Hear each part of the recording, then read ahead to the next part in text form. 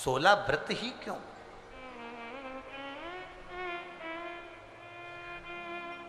15 नहीं, 14 नहीं, 13 नहीं, 12 नहीं, 11 नहीं, कितने? 16। ये 16 व्रत का नियम कैसे? ये कहां से आ गया 16 व्रत का नियम? कोई आपसे पूछ सकता है, आपके घर के बच्चे कह सकते हैं, मम्मी ओ माँ क्या कर रही हो? माँ ने कहा बेटा मैंने 16 सोमवार के व्रत उठाए। 16 सोमवार के व्रत उठाए? हाँ। क्या करती है उसमें?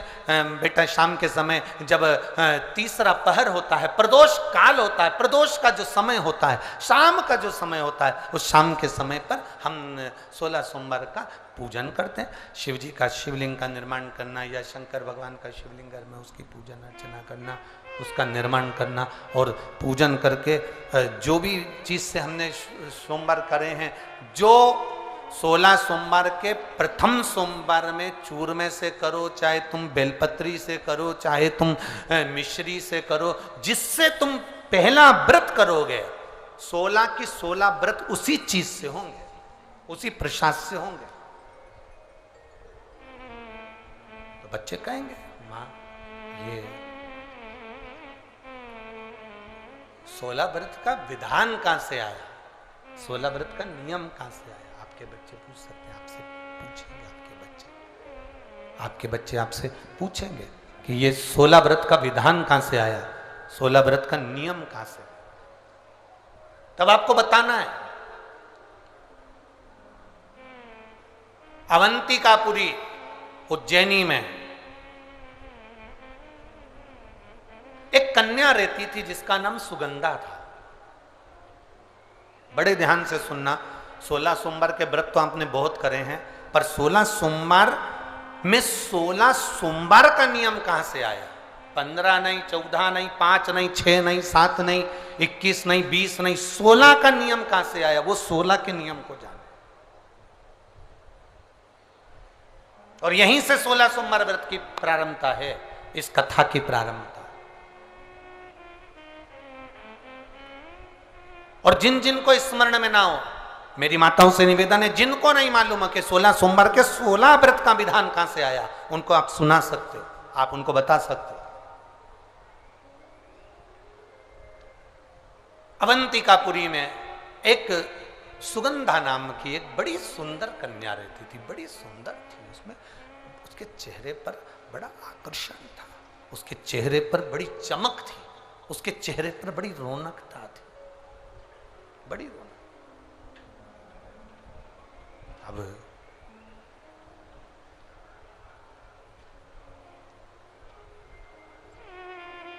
उसकी माता, सुगंधा की जो माँ थी, सुगंधा जो कन्या थी, उसकी जो माता थी जिसका नाम रेणुका था, वो रेणुका एक काम बड़ा विचित्र करती थी। किसी भी देवालय में जाती थी, किसी तीर्थ में जाती थी, किसी मंदिर में जाती थी, किसी शिवालय में जाती थी, किसी तीर्थ स्थान पर जाती थी, पुष्प साथ में ले जाए ना ले जाए, प्रसाद साथ में ले जाए ना ले जाए, सोना चांदी दान करने के लिए ले जाए ना ले जाए, पैसा धेला कहीं चढ़ाने ले जाए ना ले जाए, वो एक इत्र की शीशी में रुई को भिगोकर एक डब्बी में भरकर लेकर जाती थी। और उसका नियम था वो रेणुका का कि वो रुई, वो कपास, वो जो इत्र लगा हुआ, जो पदार्थ, जो इत्र लगी हुई जो रुई है, उस रुई को, उस कपास को भगवान के दरवाजे पर, चौखट पर उसको लगा कर आती थी। ये रेणुका का नियम था, ये सुगंधा की मां का नियम था।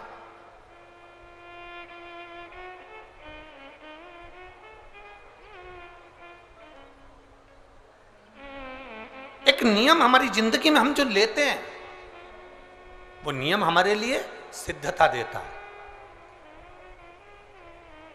आप में से कई माताएं ऐसी बैठी होंगी जिन्होंने नियम लिया होगा कि मैं शिव जी के मंदिर में जब भी जाऊंगी, मैं देवाधिदेव महादेव के मंदिर में जब भी जाऊंगी, मैं शंकर भगवान के मंदिर में जब भी पहुंचूंगी तो वहां झाड़ू लगा दूंगी, वहां पोछा लगा दूंगी। बैठी हैं ऐसी माताएं यहाँ पर जो मंदिर में जाकर कभी झाड़ू पोछा लगा देती हो हैं?